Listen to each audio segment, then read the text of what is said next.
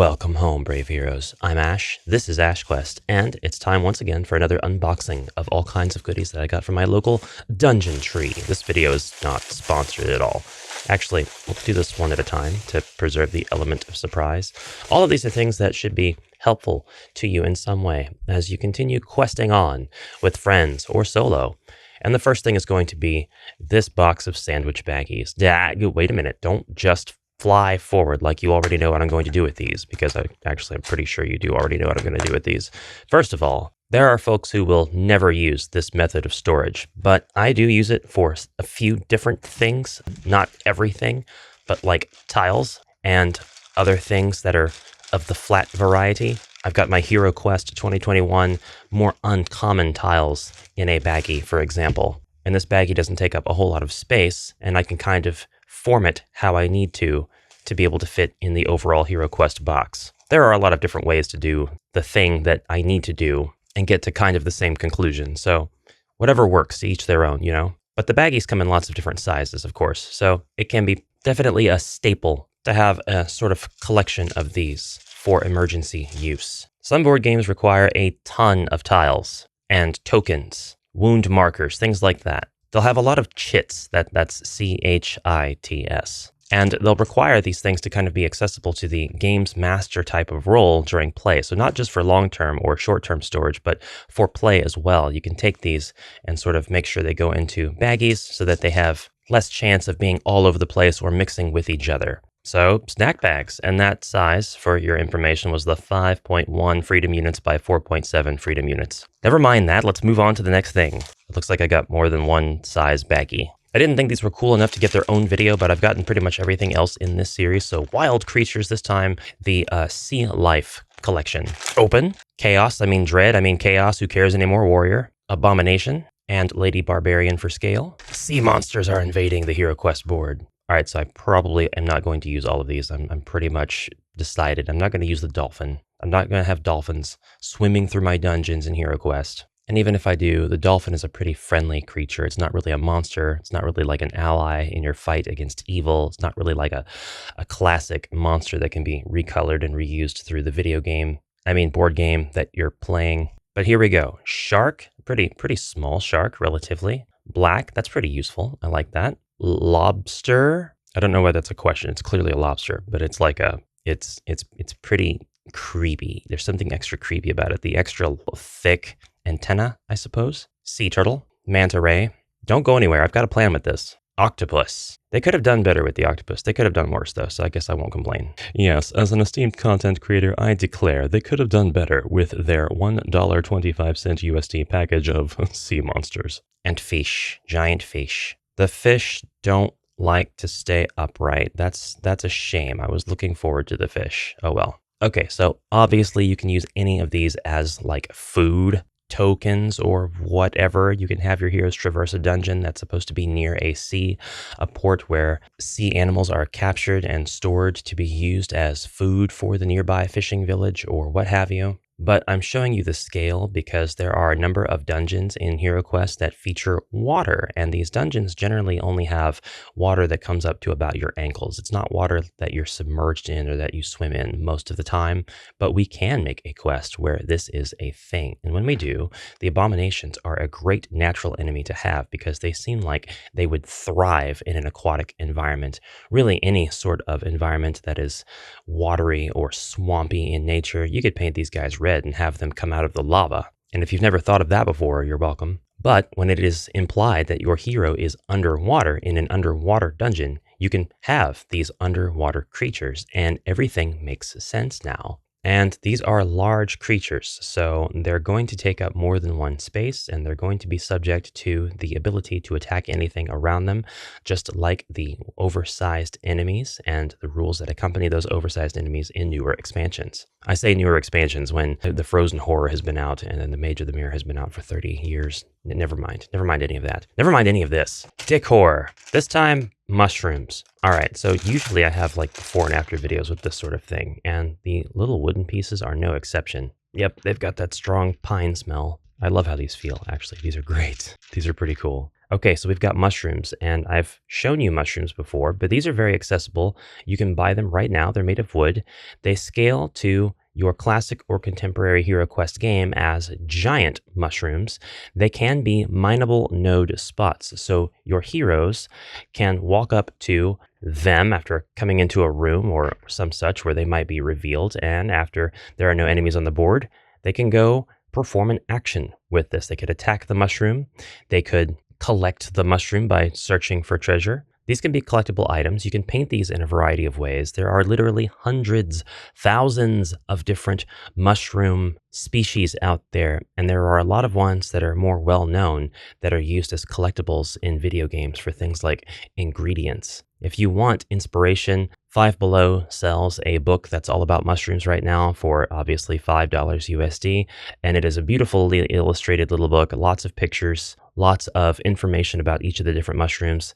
It's something so banal, something so non-fantasy video game related can absolutely be a source of great inspiration and detailed inspiration to put entire systems of things like this in your game. So if you work with classes, then this could be a mycologist class, and the mycologist is the one who is able to identify the mushrooms that are out in the wild. The other heroes aren't able to do this, so they don't have the ability to collect these mushrooms. If you do work with different kinds of mushrooms with different kinds of effects that you can make into potions or poisons at, say, an alchemist's bench, just like the reagent system from Rise of the Dreadmoon, then you could paint these to look like the different kinds of mushrooms. You could have the mushroom that the hero collects in the dungeon be one of these specific kinds, or it could be a vague, open-ended kind that is revealed after they pick it and you roll a die or whatever to correctly identify what it is. You've got lots of different things that you could do with these. You could even paint them up as monsters and have them move across the board and attack the heroes, although that would require a little bit more kit bashing for something that's more believable, I think.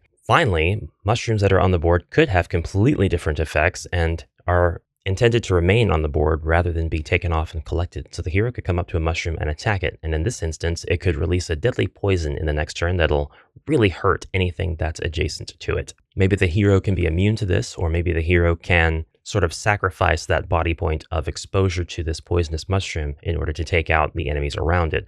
Or you could have an armor or some other artifact in this dungeon that would allow the hero to be immune to such effects.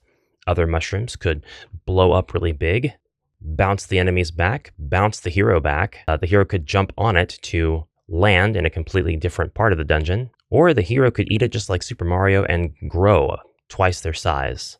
I don't know how you're going to pull that off, but if you have a 3D printer and pretty good STL files of the heroes, which I don't condone, you play the game how you want. Trident gum. This is something that's for me. This has nothing to do with the video. Oh, okay, cool. Although if you play at a pretty small table, this might be a good thing to hand out before the quest begins so that everybody is kind of on the same page with breath. Never mind. Did I tell you about these game dice before? I think I have. I don't know if I've already talked about having these D6. They do sell them at Dollar Tree. They've got packages of D6s at other places like Walmart as well, but compared to the ones at Dollar Tree, they're kind of overpriced. But I will say the ones at Walmart are sharper. The ones at Dollar Tree have more of a bevel. At least the ones at my Dollar Tree, my Walmart. Your mileage may differ.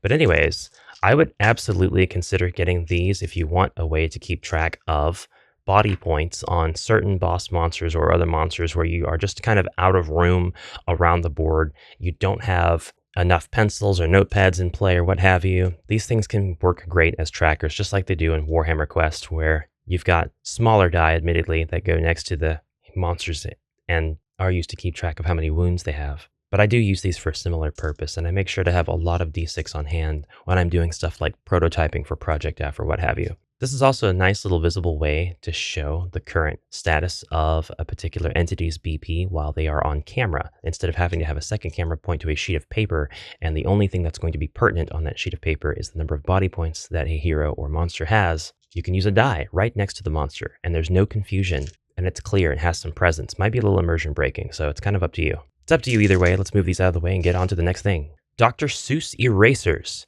All right, so look, bear with me. You're going to love this. These are erasers, and you can use them to erase the stats off of your character sheet when your party dies in Quest 8 of the... No, that's not why I got these. I got these because they're books, and I'm not really sure how well the rubber would take to be painted on or drawn over, but you could theoretically. Why did I get these if I wasn't sure? I think I was going to do a before and after video, but we're just gonna go ahead and skip that idea right now. Yeah, this is a pretty glossy front. I would assume that whatever process they use to put this image on the front of the eraser has compromised the erasing ability of it, just for the front side. But that does mean also that you should be able to cover this with some sort of paint. So you could illustrate this shape of a book and have this become a magical tome. And you can use this magical tome as a way to give the heroes their sets of abilities throughout their adventure. This is very useful for Homebrew if you are playing with a group of people that are using more than one magic user, for example, or if your campaign uses more than one type of magic and you're allowing one of your magic users to collect that magic. So one of the things that I would use these for, after I suitably covered up the covers, unless you want your heroes to use Dr. Seuss magic, in which case, hey, it's your game. You play it however you want. And Dr. Seuss magic has got to be pretty powerful. I would have a tome hidden in the dungeon. You don't have to put the tome in the dungeon. You could definitely say that it's part of a bookshelf piece of furniture, and the hero will search the room with this bookshelf looking for this tome as a part of side quest or something that's not really integral to the entire campaign, but definitely something that will help them with the campaign. And they'll find the book. And you could pull this mechanic off in a variety of ways, just like with the mushrooms. You could have the book be immediately identifiable. You found this treasure. Give it to them. This is their token now of their treasure. Could just be relegated to being written down on the character pad. So, not a total necessity, but still a really, really cool element to have. And you can still gamify these tokens by having the player have to turn in one of them to represent that they have forgotten a particular school of magic. Or you'll notice that there's different colors, 2 yellow, 2 blue, 1 green, and 1 pink. This gives us a lot of flexibility with different options of magic. So like if they collect both of the blue magics, they can turn these in to get the green magic, which is a sort of combination of blue magic and some other color. So you'll lose a little bit, but you'll gain a lot, sort of thing. You could also write on the front of the tome and then place it face down and have the players randomly, I guess same thing, pick which school of magic they would like to have, and then it would be revealed to them. I'm currently working with the magic of slow camera focusing, but never mind any of this. Let's get this off the board and go on to the next thing. Skeletor! Alright, so this is kind of a no-brainer, but I've seen a lot of people buy this particular miniature and use Masters of the Universe characters on their board.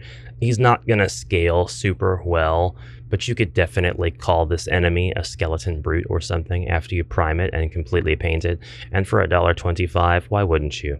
He's awesome. He's got that 90s aesthetic because he is a product of his time, and he's kit bashable. Come on, focus. Focus already. There it is. Mattel goes right along with all of your other Hasbro stuff. You could use this as a sort of final encounter. This could be an interpretation of Zargon or Morcar, because this doesn't look too dissimilar from Morcar's Marvel Winter Special form in the comic that was included with that magazine. A green cape and you're good to go, but you can say that this form of Morcar cast away the green cape in order to do efficient battle with the heroes, and why shouldn't he be slightly gigantic after his dealings with the forces of chaos? But never mind any of that, we're going on to the next one. Why did I get vinyl paper? Why am I calling vinyl paper a thing that you can get? Well, you can get vinyl paper. I think I just challenged myself to come up with a reason to have it.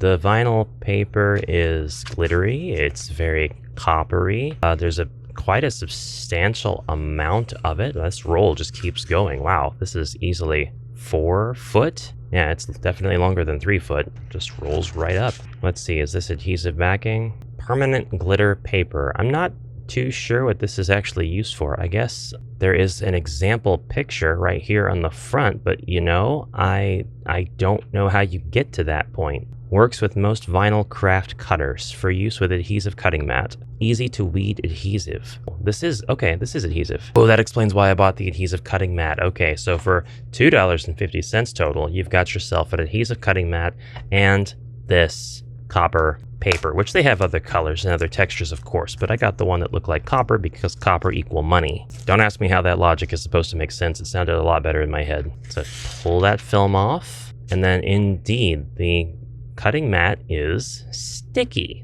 That's interesting. Okay, and then we can place this down, and it looks like it's already sized to fit perfectly on here, and the adhesion works flawlessly. I can't find any con with this whatsoever. This now evidently is supposed to be cuttable. I don't have a knife nearby, so I just ripped it, and I can tell you that it is indeed rippable. So after you're done cutting your shapes and following the very handy included centimeter ruler, top and side, or inch ruler if you flip this thing around, we are now able to peel this. Oh, there it is. There it is. This is indeed adhesive backing. Meant to be permanent, so treat it as such, but since it is very economically priced, I would not expect it to stay. I guess I would say treat it like it's going to be permanently applied to whatever it is you're putting it on, but don't be surprised if it washes off or falls off in some way. Now, because I just have no reason not to, I'm going to apply this to a door just to give you an idea of what a copper framed door looks like. I'm not going to do the whole thing because that is just not really sticking in such a way that it helps make the details stand out or anything at all. So really glad actually that this isn't super permanent. In fact, it does peel off pretty easily. Keep your film so that you can place it back on your adhesive cutting mat when you are done. That way the cutting mat doesn't stick to stuff in storage. Yes, decoupaging my hair. A favorite pastime of mine. Dang it. Whatever. It was shown on camera. Now I can get rid of it. The tax write-off requirement has been fulfilled. Get off of me. Binder clips. Don't laugh. These binder clips have been really awesome. These are a bit oversized for what I want to do, but there are many sizes of these binder clips, and if you can get the box that has the assorted sizes in them, you'll be all the better for it. I'm about to show you what you can do with these bad boys. Take your binder clip, pull back the two looped handles, and go ahead and open the binder clip. Place something that you would like to appear as upright. In this case, I'm going to put the Killer's Keep tomb tile in it, but you can just as easily make yourself a door out of craft paper. Take these, give them a, there we go, focus. Take these, give them a little bit of a squeeze, and you can remove them. Keep them handy because you might need to open this again, but with this closed and those out of the way, you've got yourself a nice stand. And now you can stand this tomb up wherever you want in your dungeon. The idea being if you need to create double wide doors or triple wide doors or giant walls, you can do all of that, and these binder clips will hold them up beautifully. Now, I did get a suggestion from one of the Discord members to go ahead and if I'm doing doors and I want to cover this up, go ahead and make the door in two parts, wherein the two parts will go in together and then they'll fold over and cover this. And the illustration of the door will be on both sides of the part. So it'll essentially look something like this if I do it that way.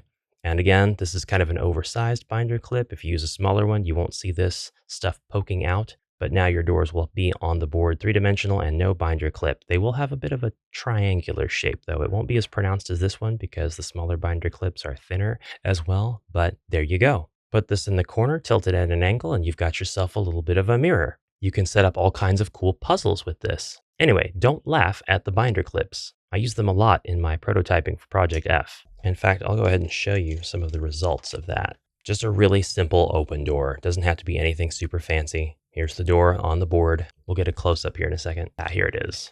I've got lots of variations here. I've got myself a portal. I've got myself a closed door. You think I give a rat about my artistic skills? Not here, not in prototype land. And I've got the double door, which its only job is to get the message across.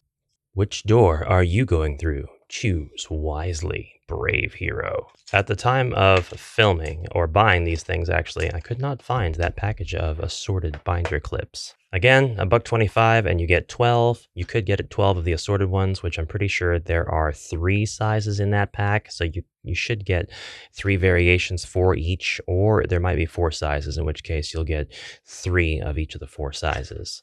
Might be worth looking into getting more than one if necessary. And the last thing I got from Dollar Tree was this box. I don't know if this reminds you of anything. I'm not sure what it reminds me of, but it's something that I thought could be used on the board. Hey, the hardware is on here. It's easily removable, so you can paint the box any way you like. It's very paintable. I mean, it's just the same cheap pine that they make everything else there out of. And it takes up a huge amount of space on the board. And you can 100% use this so the heroes can be tasked to find a giant treasure somewhere in the dungeon. And oh, look at that. You woke up the Witch Lord. Witch Lord of the Dollar Tree box, tell me your secrets. Subscribe to Amalgamash and HeroQuest. Wahaha! You fool, back in the box you go. But now it's time for bonus content. If you're walking around Walmart in particular and you're going to the crafting section, at the back walls, the way most of them are set up is the same. So at mine and at the other two that are adjacent to me, it's always the back wall that has the different beads and bead supplies, and that's where you'll find the plastic containers with a lot of different compartments in them. These containers can range in price, but the one at my local store is about $7.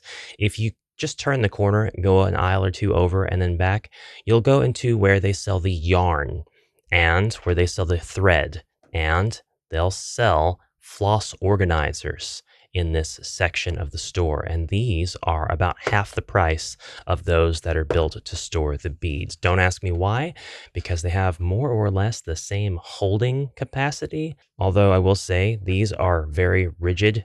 They're sized to hold spools of thread, so of course that's the standard size that they are, but these will do a fine job storing your miniatures. Maybe not all of your miniatures. I'm talking about you, Abomination. You've always got to be the center of attention, don't you? You've always got to be the special one. Always got to be the odd one out. Some of you, of course, don't like transporting your goods like this because it leads to the minis bumping around inside of these boxes. They don't have the sufficient foamage or paddage to keep them protected. I totally understand.